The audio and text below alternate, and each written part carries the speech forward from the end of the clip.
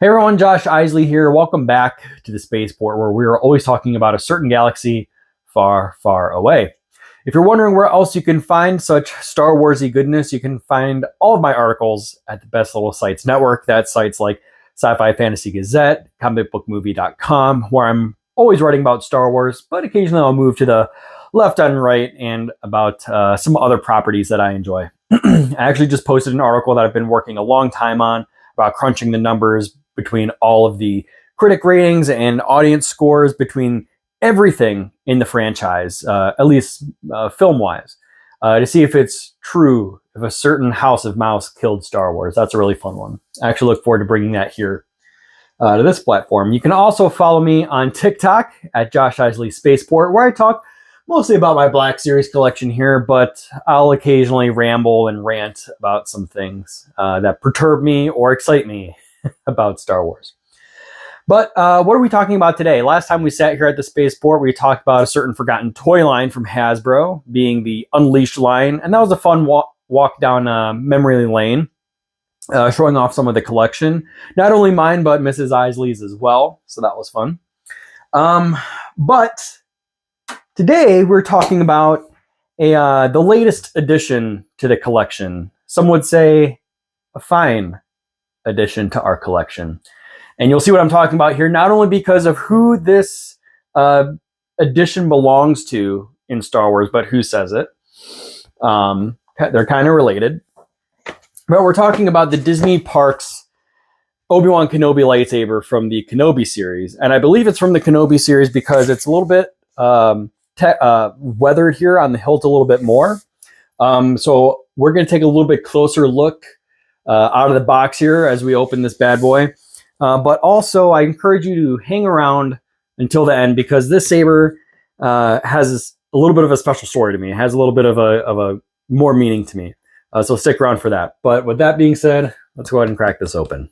See here's the box here. At the left here, we got the Star Wars logo. Going down to the right, the blade, as well as what's inside being Obi-Wan Kenobi's lightsaber. We see character name, another shot of the lightsaber, some fun legalese here, and some instructions on the battery installation in a bunch of different languages. We see some wear and tear here. That's not part of the box, but you know, things get damaged in transport. You know, it's no big deal. I'm a box opener, as you guys know. We see it's upside down here, so let me go ahead and flip it over. But we see a shot of the hilt, the base of the blade, a Covertech clip, and the stand that is no doubt inside. One of my favorite things about this box, and we'll go ahead and get a close-up here, is that all throughout the box, there's sort of a light gloss etching almost of a lot of different Star Wars iconography, ships, characters, droids, symbols, and that is just all throughout the box. And I really like that bit of detail. The Hasbro sabers don't have that. These things are basically very similar. As we can see, this is from the Shop Disney saber. They're basically mostly the same. The Hasbro Force Effects lightsabers have some slight little advantages as far as lighting effects. And I personally like the stand a little bit more. But they're mostly the same saber that you're getting. With all that said, let's go ahead and crack this open. What we've been looking at this whole time is actually a slip cover, so we're going to go ahead and slide that off.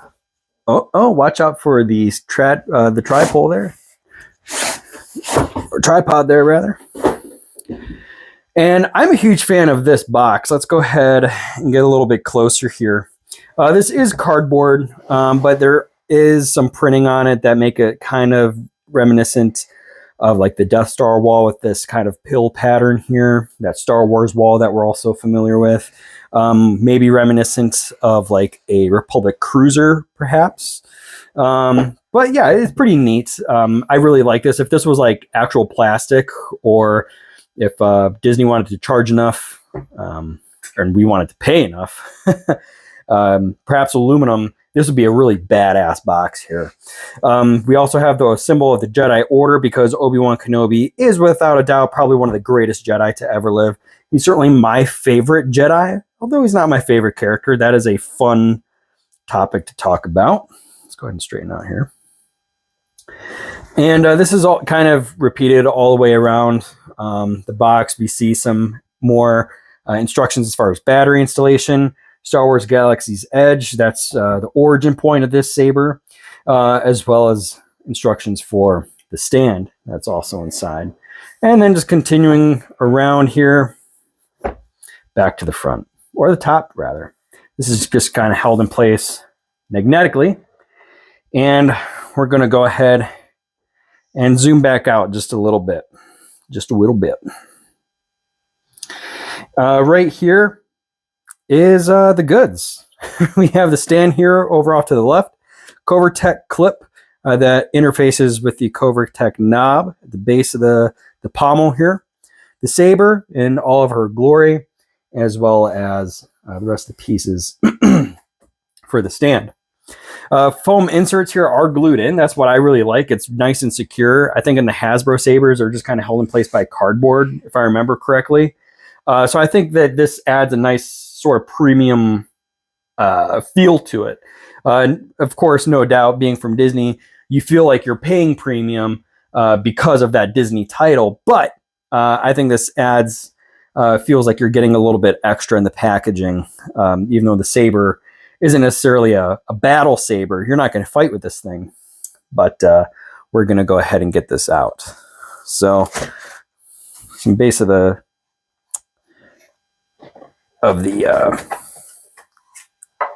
display stand slides in there just like that, I'm assuming.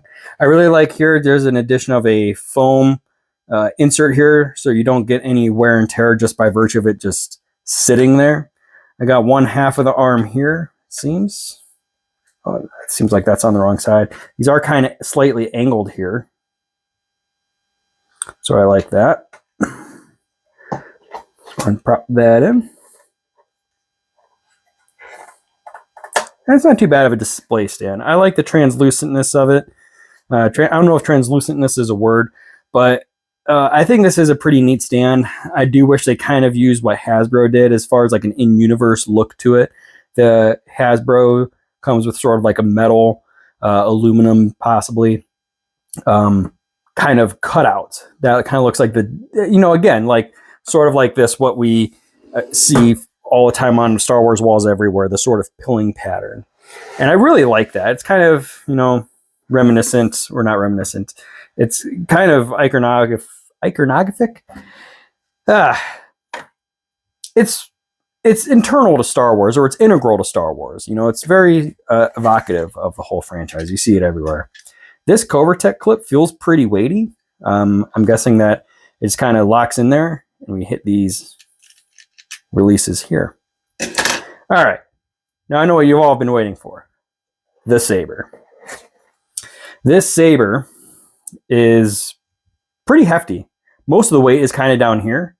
That's kind of where, that's kind of like the point of a pommel. If you look at swords, it's a counterbalance. The weight is typically centered on the hilt towards the crossguard here, with the counterbalance here to help with swings.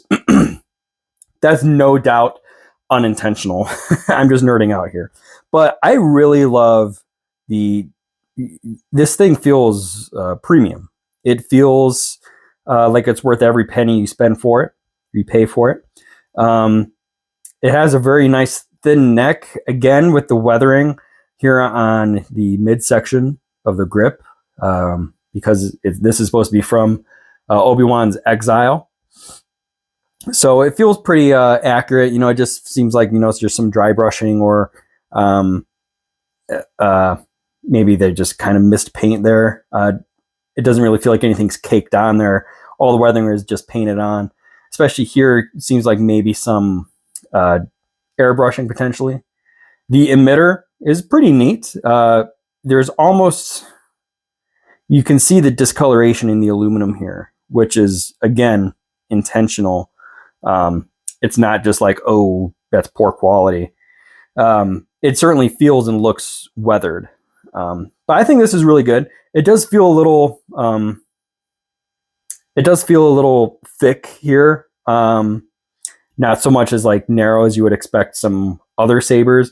We have some other sabers in the other room that we'll compare to later, but even those feel a little bit narrower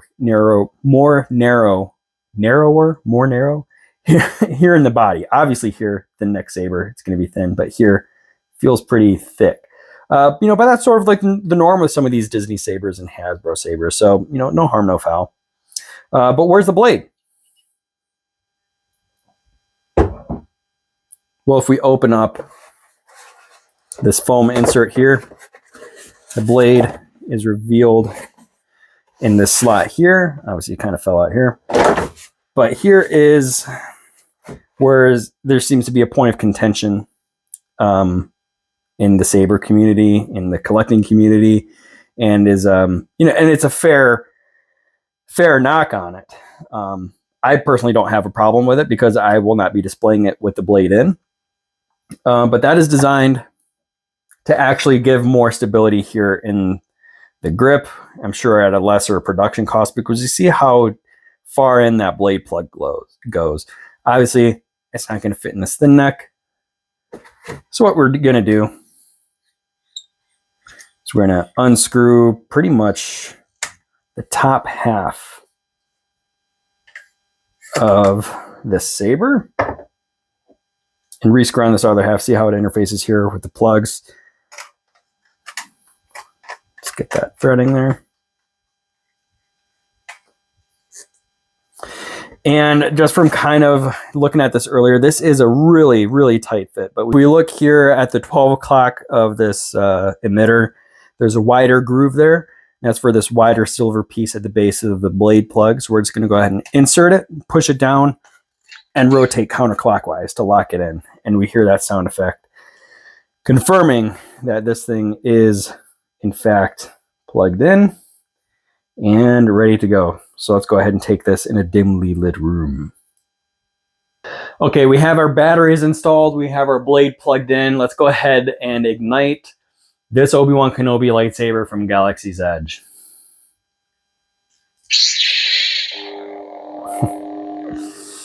All right, when you're holding a lightsaber of any quality, be it from, a quote unquote, lower end lightsaber like this, or from Hasbro, or even like one of the fancy, $500, $600, and $800 ones.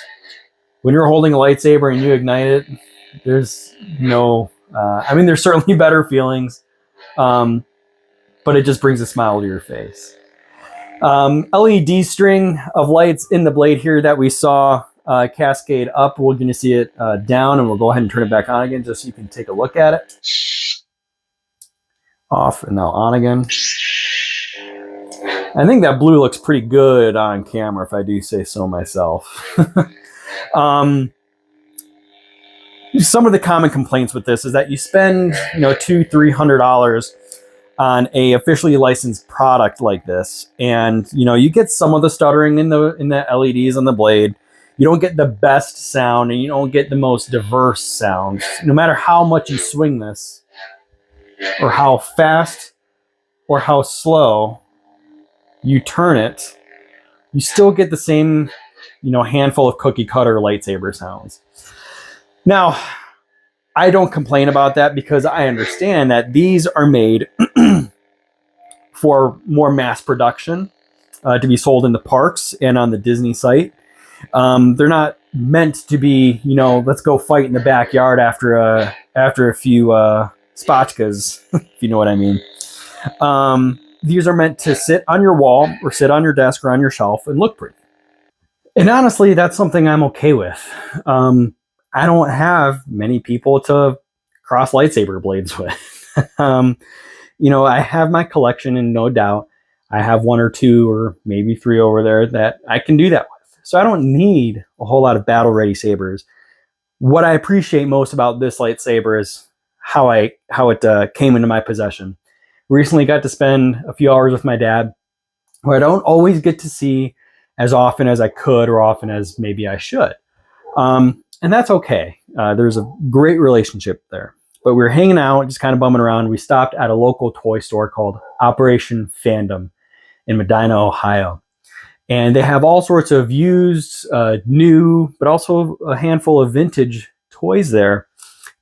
And I saw this right away, picked it out as, oh, that's the Disney lightsaber. Went into how you can tell the differences and explain why. And the grandma that was working there, and I don't say that pejoratively, she did say that she is the grandma of the family that owns and runs Operation Fandom, and she was just chuckling. But my dad goes, do you want it? I'm like, well, I'll never say no to a lightsaber, but you don't got to spend that kind of money. We're just hanging out. And he said, well, do you want it? Asked me again.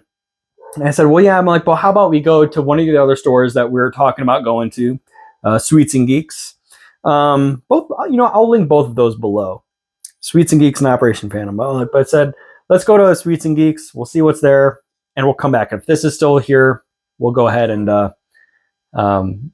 we'll get it. And he says, and it's typical of my dad. He goes, if we come back, it's not going to be here, so I'm going to get it. I'm like, at that point, you can't argue with that. Gift giving is definitely my dad's love language.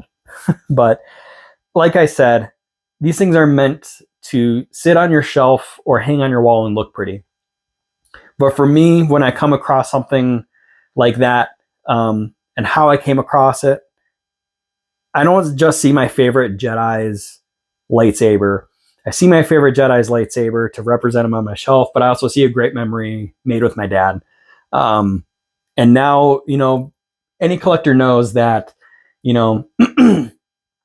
I was excited when I bought this thing, but it's no longer has a place in my current collection. This is something that's always going to have a place in my collection, as with, a number of other things that I've been gifted. And it's kind of funny that it's Obi-Wan's lightsaber. Maybe a slight twist. Maybe it's a slight twist on Luke being gifted Anakin's saber through Obi-Wan from his father. Now I'm gifted Obi-Wan's lightsaber from my father. But yes, I think this is a great product. I think you definitely get what you pay for. But who I got it from and how I came across it, to me, is priceless. So maybe I'm a little bit biased in saying that this lightsaber is amazing. I love this lightsaber. And I can't wait to see how I'm going to display this on the shelf. I got some plans, but I'm going to play that close to the vest here. But what do you think about the Disney lightsabers? Do you have any lightsabers in your collection? If so, what do you have? Or what's on your wish list? I'd love to hear about it in the comments, and I'd love to see a discussion down there as far as what kind of lightsabers you collect, if any. But as always, you can check me out at the Best Little Sites Network, as well as on TikTok. And as always, may the Force be with you always.